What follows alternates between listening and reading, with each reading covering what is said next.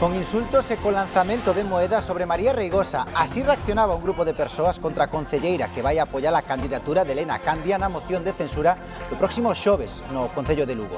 Agora María Reigosa estuda denunciar estes feitos, mentres o Partido Popular acusa a oposición de incitar ao odio. Atopan o corpo dunha muller de 89 anos desaparecida no Porto do Son. A anciá desaparecera o venres no lugar de Beneso. Buscaban a dende entón. Foron varios os veciños que atoparon o corpo a carón dun regato. Un home mata violentamente a unha muller en plena rúa en Esplugués de Llobregat, en Barcelona. Tratou de huir, pero os mozos de escuadra conseguiron detelo. Aínda se descoñecen as circunstancias do crime. Eu vivo en Verín y tengo 3 horas, más la autopista, más el billete que está muchísimo más caro. Uno no sale. Galicia rolda o 60% de ocupación de media nesta Ponte de Maio e sobe ata o 80% nas cidades. Iso sí, case o 20% dos turistas son estranxeiros atraídos polo Camiño de Santiago. E ollo, porque moitos galegos e galegas escolleron como destino o norte de Portugal. Hoxe, en Viana do Castelo, celebran a festa da Viana Florida, que deixou as rúas así de fermosas.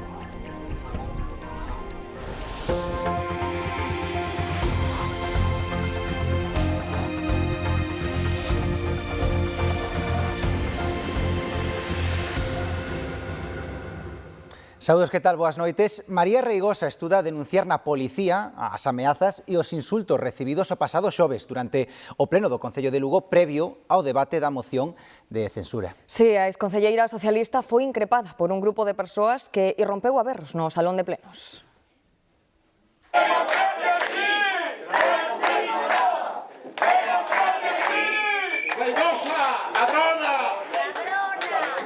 Máxima tensión previa á moción de censura que pode deixar o goberno de Lugo en mans do Partido Popular a próxima semana. Houbo insultos aos concelleiros do PP e tamén a exedil socialista María Reigosa, a que incluso lle lanzaron moedas. Unha situación acontecida o pasado xoves que podería acabar na policía. María Reigosa baralla a posibilidade de denunciar os feitos. Os socialistas aseguran que é a resposta ante o uso que fan das institucións públicas.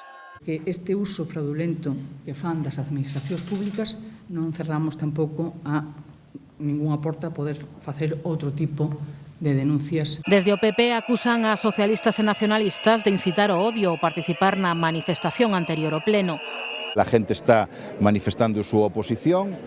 Prado reivindicou o diálogo en política fronte aos partidos que optan, dixo, polo conflicto. Optan por incitar ao odio, en lugar de defender, pois se había algo que defender na súa xestión ao frente do goberno de Lugo, pois non son capaces. Por qué? Porque non hai nada que defender, porque Lugo estaba nunha situación de desgoberno. Dende que poden prosperar as mocións de censura co voto dun concelleiro non adscrito ou tránsfuga, 8 concellos galegos cambiaron o bastón de mando. Entre eles o Concello de Noia, no que os socialistas recuperaron a alcaldía hai menos dun ano. E dende esta mañá os PAC reforzan o seu servizo. Se teñen algunha urxencia, saiban que non pecharán en toda a fin de semana. Estarán abertos ás 24 horas. Dende este sábado amplíase o horario dos puntos de atención continuada. Abrirán ás 24 horas do sábado e non só pola tarde como a toda agora. Deste xeito vaise prestar servizo de xeito ininterrompido durante toda a fin de semana e tamén os días festivos. O obxectivo é reforzar a actividade asistencial na atención primaria e aliviar a carga das urxencias. Trabajamos de forma continuada, atendiendo tanto elementos programados que no puedan ser demorables de viernes a lunes, pero sobre todo la asistencia urgente. La asistencia urgente trabajamos en red, nos coordina el 061. Me parece muy buena idea. Pues hombre, es un servicio necesario. Una urgencia te puede surgir en cualquier momento. Un accidente, entonces pues bueno, son 24 horas, pero hay que dar el servicio. Nos aquí en Berteminanza estamos moi preto de Santiago, pero sí que é verdad que poder acceder ao PAC antes que ir a Santiago sempre ao final é unha cousa moi cómoda e moi rápida, que evitas tamén en plan saturar Santiago, sobre todo no hospital, no clínico. Un novo horario que se vai implantar só en 4 das 7 áreas sanitarias galegas, porque as de Ferrol, A Coruña e Vigo xa o viñan aplicando toda agora. Para darlle cobertura a este cambio, Sanidade vai crear máis de 200 postos de traballo. 100 serán para médicos, 80 para enfermaría e crearánse 31 prazas de persoal de xestión e servizos. A inversión prevista supera os 10 millóns de euros. E tamén hoxe entra en vigor a norma que reforza a protección ao persoal sanitario galego. A partir de agora, as agresións a médicos, enfermeiros e outros profesionais do sistema de saúde poderán ser sancionadas con multas que van dos 300 aos 15.000 euros. A medida actualiza a legislación vixente e amplía o seu alcance a todos os profesionais do sistema de saúde, incluindo os centros privados e tamén o persoal de transporte de enfermos e feridos. O ano pasado, o persoal sanitario galego sufriu preto dun milleiro de episodios violentos, dos que un de cada 3 foron agresións físicas. Teatro e pintura para dicir basta ao acoso nas aulas. O Instituto de Cacheiras en Teo acolleu este ano o acto conmemorativo da Consellería de Educación contra o acoso escolar. Unha representación teatral e un mural serviron para visibilizar a necesidade dunha convivencia respectuosa. Ademais, levouse a cabo a asinatura das primeiras adhesións á nova Rede de Concellos contra o Acoso Escolar, unha iniciativa da Xunta e a Federación Galega de Municipios e Provincias para coordinar os recursos que require combater esta problemática. O acoso escolar é unha lacra que afortunadamente non está moi xeralizada, pero sí existen un número de casos que obviamente deixan a veces moitas secuelas nas persoas que o sufren e tamén nas persoas que participan directo ou indirectamente del. E como se veu aquí, pois todos somos en certa medida responsables e todos formamos parte da solución. Es muy complicado salir de esto tú solo, muchísimo. Porque si no tienes otro estímulo externo que no sea que te hagan daño, que te persigan y que te acosen, es como muy complicado sentir que no te mereces eso. É o testemunho de María, unha moza que desde os 10 anos sufriu acoso escolar.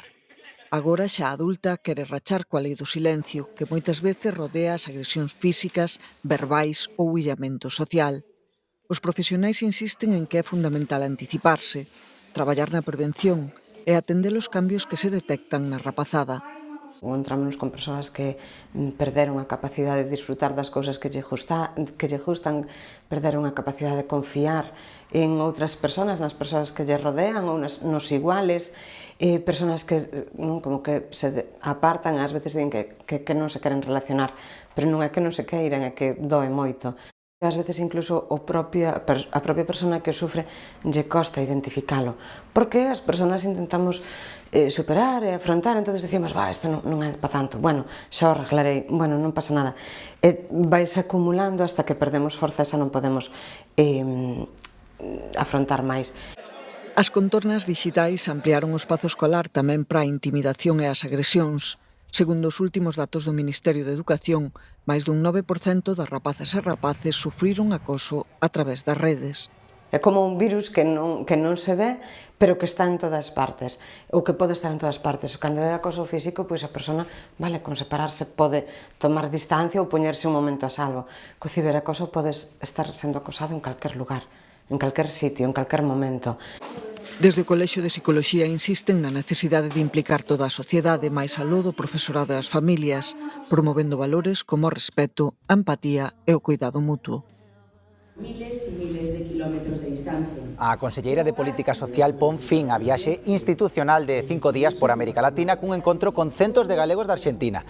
Fabiola García agradeceu o bo recibimento por parte de todas as entidades e salientou o labor que realizan. A Conselleira destacou, ademais, as iniciativas creadas para facilitar a conciliación familiar e que sitúan a Galicia como referente e puxo en valor o modelo de coidados e atención aos maiores.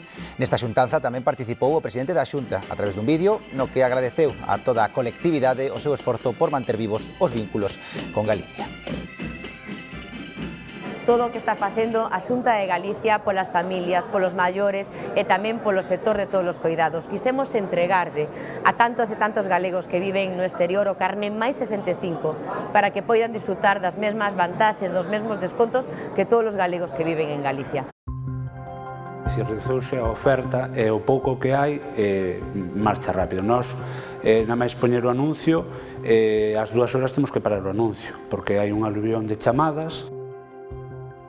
Esta é a realidade dos que buscan piso. En canto sae unha oferta nos portais inmobiliarios, voan. Imos velo por provincias. Lugo é na que menos se contacta cada anuncio 15 veces, seguida de Ourense con 19. En Pontevedra hai máis xente pendente con 21 chamadas e o dato dispárase na Coruña. Ali son 55 os contactos por un inmoble. Con esta presión sobre a demanda, o acceso á vivenda complícase. No último ano, 2 de cada 3 mozos menores de 34 anos vivían cos seus pais. E buscar piso na contorna das grandes cidades xa non é unha opción máis asequible.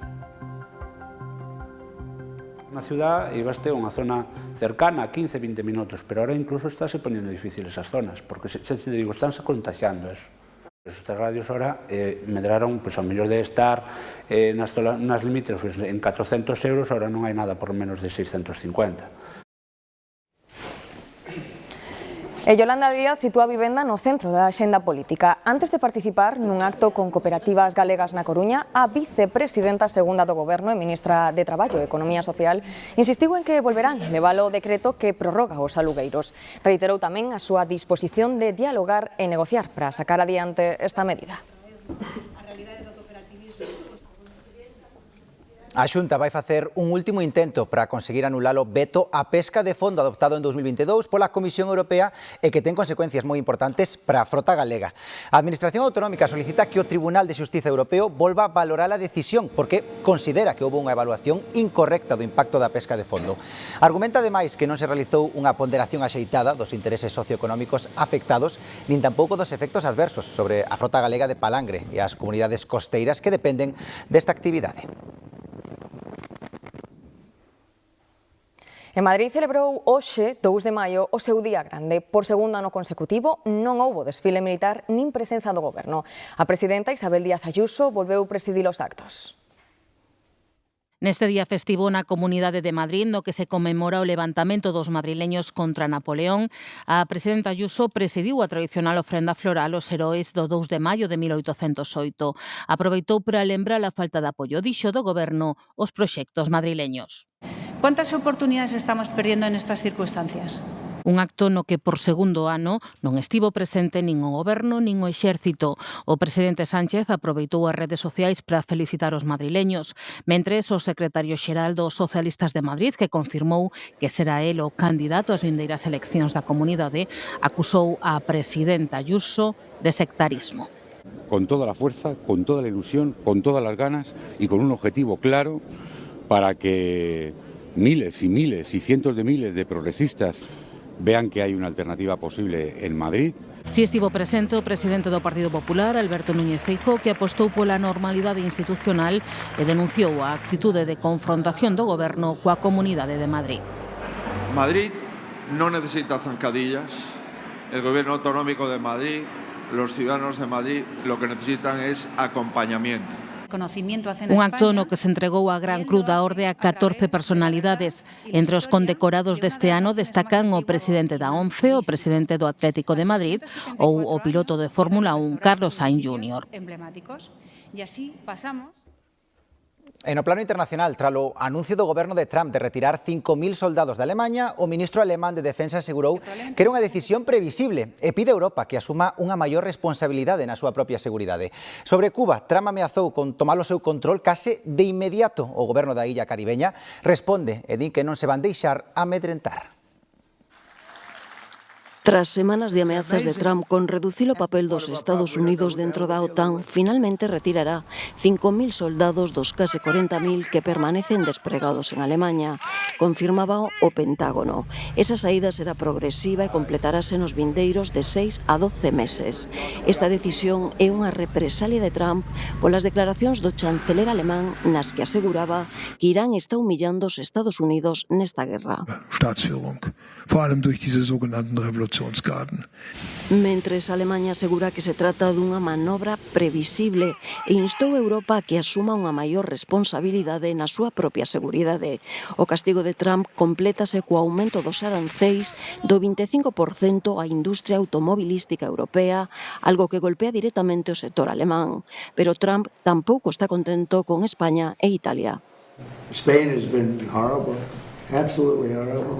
O presidente dos Estados Unidos eleva tamén o ton das súas ameazas a Cuba. Tomaremos o control de Cuba case de inmediato, dixo, e engadía que o fará cando acabe o traballo pendente en Irán.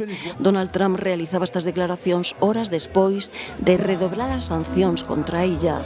O goberno cubano asegurou que non se van deixar amedrentar e apelou á comunidade internacional. E chegan a Israel. Están neste centro os dous activistas da flotilla detidos en augas internacionais, entre eles o español Abu Keshek, quen acaba de comezar unha folga de fame. O cónsul de España en Tel Aviv visitouno para coñecer o seu estado de saúde. España exixe a súa liberación inmediata e que se respecten os seus dereitos. Activistas denuncian malos tratos. Israel non recoñece estas acusacións e defende que os detidos manteñen vínculos con Hamás a través da Conferencia Popular pros Palestinos Estranxeiros. Un home matou esta mañá unha muller na vía pública en Esplugues de Llobregat e foi arrestado polos Mossos de Escuadra despois de fuxir do lugar. Non se constatou que houbese ningún vínculo entre o agresor e a vítima. Os servizos de emerxencias de Barcelona deron aviso arredor das 11 da mañá de que un home ferira unha muller na rúa cunha arma branca de grandes dimensións e que fuxira despois da agresión. Os equipos sanitarios acudiron ao lugar, pero a vítima faleceu a consecuencia das feridas. O autor do crime foi localizado pola policía e detido pouco despois preto de Barcelona. Segundo as testemunhas que presenciaron o acoitelamento, o home exhibira na rúa un coitelo antes de cometer os feitos. A investigación quedou baixo segredo xudicial. Descoñécese que houbese relación entre o detido e a vítima, polo que de momento a policía descartou que se trate dun caso de violencia machista.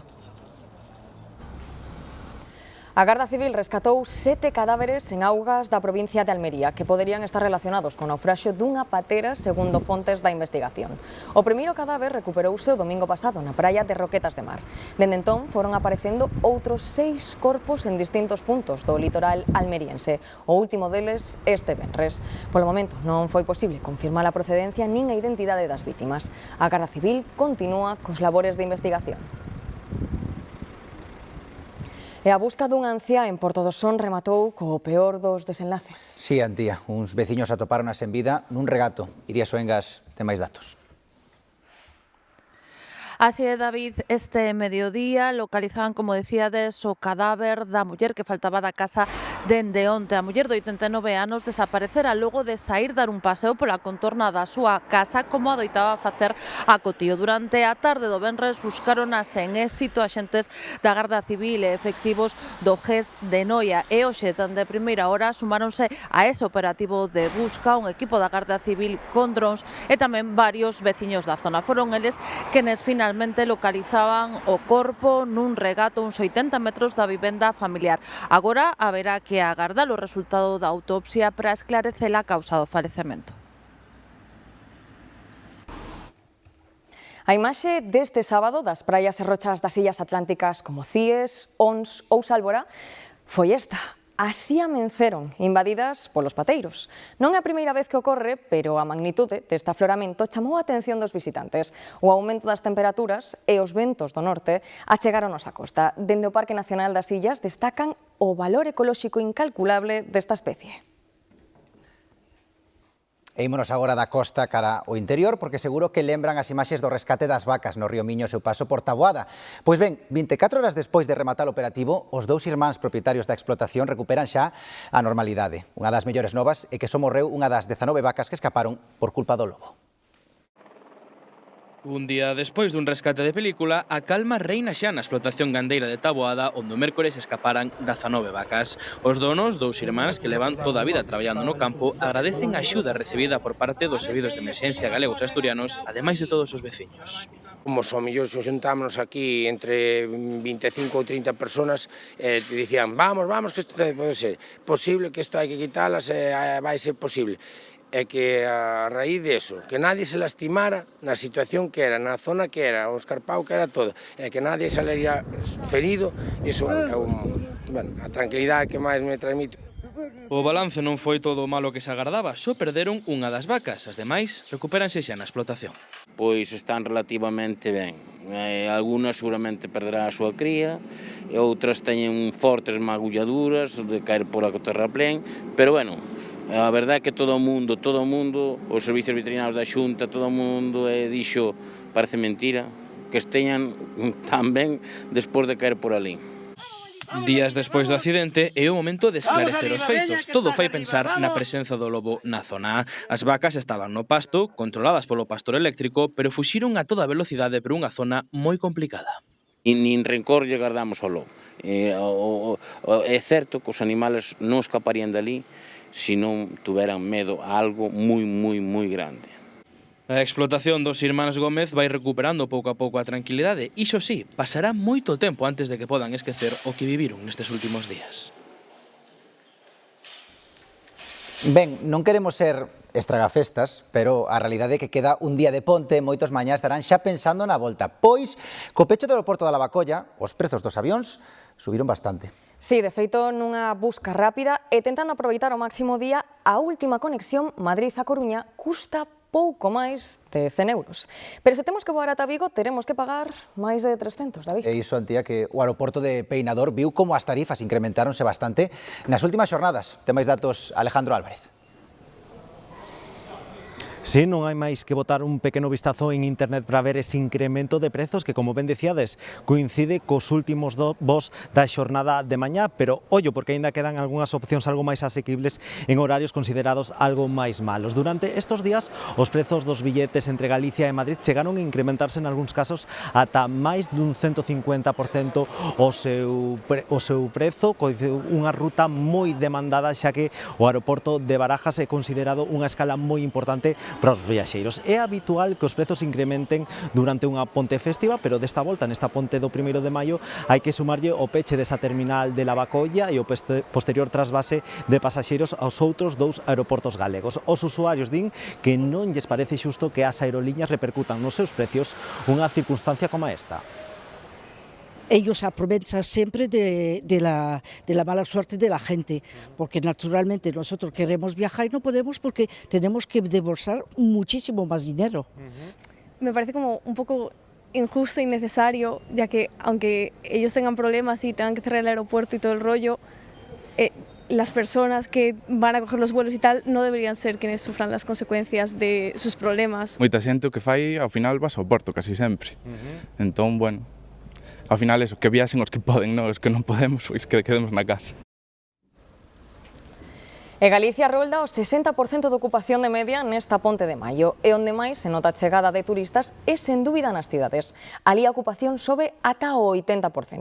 E aínda que nesta ponte predomina o turismo de cidade, é dicir, persoas que aproveitan esta fin de semana longa para perderse con calma polas rúas de Santiago, Ourense ou Vigo, tamén son moitos os que buscan estancias diferentes na natureza ou mesmo nos balnearios. Iso sí, case o 20% dos turistas son estranxeiros atraídos polo Camiño de Santiago. Yo soy de Inglaterra, de origen griego, y estoy en el 6º día del Camino de Santiago de Ourense, y acabamos de terminar aquí en Santiago de Compostela. Vengo por tercera vez, es mi tercer camino, esta vez lo hemos hecho el camino portugués desde Tui, y bueno, pues como siempre, muy bonito todo, nos ha gustado, repetiremos más veces. Una hermosura, ideal, y Galicia llega al alma, es divina. Pois agora os que marchamos somos nós, porque nesta ponte festiva dun de maio están sendo moitos os galegos e galegas que escolleron como destino o norte de Portugal. A festa da Viana Florida levou os turistas cara Viana do Castelo. Atendan por qué. Xións de grupos europeos, turistas ingleses, holandeses e moitos galegos e galegas non só do sur. Vivimos na Serra de Outes, eu e malo meu marido. Vilagarcía de Arousa e ela é de Lalín. Veño de Fene e vou a estar un fin de semana en Arcos de Valdevez. Vimos de Vigo e vimos en coche, e vimos a pasar o día. Viñemos en coche e vimos desde Porto do Son. Viñamos a pasar o día, como sabíamos que había aquí a festa da Feira das Flores. Viana Florida enche as rúas e prazas do casco vello de Viana do Castelo con arreglos florais que usan 40.000 flores. Pois nun apartamento a pasar uns 2 días a ver a Feria das Flores e xa marchamos hoxe. Somos un grupo de 5 persoas e viñemos a un apartamento. Estuvemos un par de días e viñemos á festa da flor porque vimos na web que era moi bonita e tal e damos un paseo por aquí ahora. Decidimos vir ata Viana a coñecer un pouco, que xa o conocíamos, pero bueno, volver outro pouco que hai florido fin de semana. Encontrámonos moitos por esta zona, en Viana, polo aquí polo recorrido que fixemos, encontramos bastante turismo gallego. Moitos galegos aquí, porque sei como se fóramos irmáns. Nosos galegos e os portugueses, nos para lá e eles para cá. Moito galego e moito español por aí, si, mira, cando viñamos onte, algo que nos extrañaba era que subindo había moito portugués e baixando moito coche español, a maioría supoñemos que galegos. Melgaso, Monsao, Valença do Miño, Vilanova da Cerveira que ten feira os sábados Camiña. Hoxe eran moitas as vilas do norte portugués onde se falou galego. A tarde chuviosa dirixiu moitos plans aos centros comerciais, xusto nun día de moitas compras á véspera do Día da Nai. Na Coruña houbo retencións nas vías de acceso ao Marineda City. A grande afluencia de público colapsou as saídas do aparcamento con longas rileiras, xa ben, a máis dunha hora da garda para sair do centro comercial que desesperaron os condutores. E ben, outra alternativa para desconectar estes días é achegarse ata Ribadavia. Ali están celebrando a súa histórica Feira do Viño. Unha cita que é, Antía, imprescindible para brindar coas mellores adegas da denominación máis antiga de Galicia. Ímonos todos ata ali en directo con Xoel Rodríguez. Queda un día de cata e vemos que hoxe xa hai un ambientazo, Xoel. Sí, xa superamos o ecuador desta ponte, tamén o desta cita, esta edición número 63 da Feira do Viño do Ribeiro, nunha xornada de sábado na que, por desgraza, a choiva finalmente se fixo acto de presenza. Con todo, a choiva xa deu paso ás nubes e de novo a xente volve a encher esta alameda de Ribadavia, como levan facendo tamén durante toda esta ponte festiva para gozar dos mellores viños desta denominación de orixe. Por diante ainda queda unha noite con música en directo a partir das 11:30 e xa mañá será o momento de poñer o punto e remate a esta edición, pero haberá igualmente catas populares, catas comentadas, tamén obradoiros de cociña e xa tamén a tradicional entrega de premios ás adegas e aos profesionais deste sector. A do Ribeiro é a denominación de orixe vitivinícola máis antiga de Galicia e unha das máis enlleiras de España. Abarca unhas 1.300 hectáreas de viñedo que producen cada ano alrededor de 10 millóns de kilos de uva. O 90% da produción destínase a elaborar viños brancos, pero os tintos tamén van collendo pulo. O tinto está riquísimo e o blanco tamén, está moi ben, moi rico, moi rico. Bueno, os viños todos do Ribeiro xa sabes que están a un nivel altísimo sin día. Razóns ten de sobra o Ribeiro para celebrar os seus viños e comezou a facelo no 1964. Daquela, unha caravana percorría Galicia promocionando a súa festa, a mesma que hoxe celebra os seus 63 anos. Nos encanta o viño. Sí, sí. Moi rico, afrutado, rollo da treixadura, dulzón, moi ben, moi ben. Eu levo vindo aquí dende que son moi pequena e cada ano pois seguimos crecendo. Ribadavia non se entende sen os seus viños e todo o que xera de arredor, por iso na feira hai tamén obradoiros de cociña e catas comentadas das adegas. Hoxe nin sequera a chuvia foi quen de estragar a festa. Estaba lloviendo mucho, pero ahora mismo paró y ahora está la tarde buenísima para disfrutar del vino. Es la primera vez que vengo y la verdad con mucha gente a pesar del tiempo y muy bien.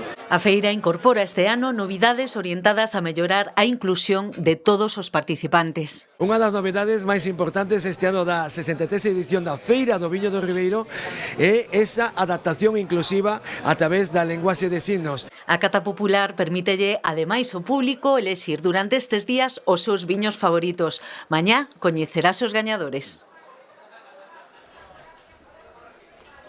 Vigo Porté, o gran evento internacional de disciplinas de baile, está celebrando dende o xoves a súa edición número 14 no Auditorio Mar de Vigo. Ali estivo hoxe Raquel Gandoi. Remata mañá o día no que competirán os bailaríns da categoría absoluta, candidatos a gañar o 6º trofeo de baile internacional Vigo Xacobeo. Estes serán, aí un pouco, asistimos á entrega de diplomas e medallas do certame na categoría Xúnior. O Vigo Porté está considerado un dos eventos máis importantes de danza en Europa polo prestixio profesional dos membros do xurado e polo nivel dos participantes que son bailaríns de élite en distintas disciplinas, clásica, lírica, folclore, fusión, urbana ou contemporánea. Nestos 14 anos de historia, polo escenario deste auditorio Mar de Vigo, pasaron 11.000 bailaríns de 450 escolas de danza. Grazas, Raquel. En auditorio estaban a salvo da chuvia, porque novamente nesta ponte temos que falar diso, da choiva. Sí, porque xa obrigou a modificar algunhas das actividades previstas para a fin de semana, entre elas os mallos. Laura Álvarez. Sí, mantense malia a chuvia a celebración dos mallos, pero esa previsión de auga para mañá obrigou a facer algúns cambios. Xa non estarán na Rúa do Paseo, como é tradición. Segundo comunicou hoxe o Concello, as actividades da festa concentraránse nesta Praza Maior e na de Santa Eufemia, onde se instalaron unhas carpas que axudan a refuxiarse das inclemencias do tempo na xornada de mañá. Polo demais, mantense toda a programación coa exposición de mallos, o concurso e o concerto de Amancio Prada, que será a partir das 7:30 da tarde. Na Asociación Cultural Os Lolailos levan semanas coa vista posta nos mallos. O día que acabamos o entroido, xa o día seguinte pómonos a pensar que vai ser o mallo. A elaboración máis ou menos é un mes. O ano pasado gañaron o primeiro premio dos mallos artísticos reproducindo a fonte da Praza do Ferro. Desta vez non queren ser menos, despois de semanas de traballo, hoxe toca ultimar detalles, concretamente colocar as flores no seu mallo. Hai que procurar non estropear o musgo que xa temos cosido e a flor que é un pouco máis delicada. Colocamos a erica, que en galego chamanlle uces, a xesta e carqueixa. Eso o principal. Neste tempo de mallos, traballo hai abondo para grandes e pequenos. Somos uns collares, de que? De carrabaixas. Participamos todos, o que pasa é que sempre están os xubilados que botan unha man, veñen regar, al final son os que saben que fixeron toda a vida, son os que van dicindo como temos que facer e vamos aprendendo. Ao final hai que pasar de xeración en xeración. É bonito manter a tradición. Para ver o resultado final, haberá que agardar a mañá con todo seu mallo din que será perfectamente recoñecible para a xente de Ourense. Mañá, pois xa, levar o mallo, colocalo ben, a ver se temos sorte, nos dan un sitiño que sea bastante axeitado para el, entonces a disfrutar, que é o que queda. Declarada Festa de Interese Turístico de Galicia, os mallos son unha desas citas sempre presentes no imaxinario ourensán. A festa da benvida da primavera, que enche as rúas de flores, natureza, música e todas retrancadas coplas.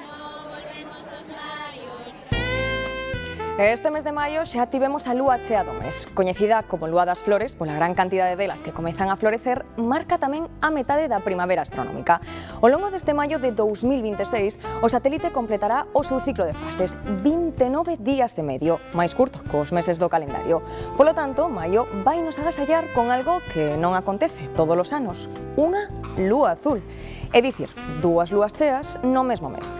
Isto ocorre cada 2 anos e medio, 3. De feito, a última vez que pudemos ver unha lúa azul foi o 31 de agosto de 2023. Estas son imaxes dese día, pero naquel momento o satélite atopábase no Perixeo, o punto máis preto da Terra. Esta noite regalounos unha lúa chea cerca da nosa, un fenómeno que pode tardar entre 10 e 20 anos en volver a acontecer.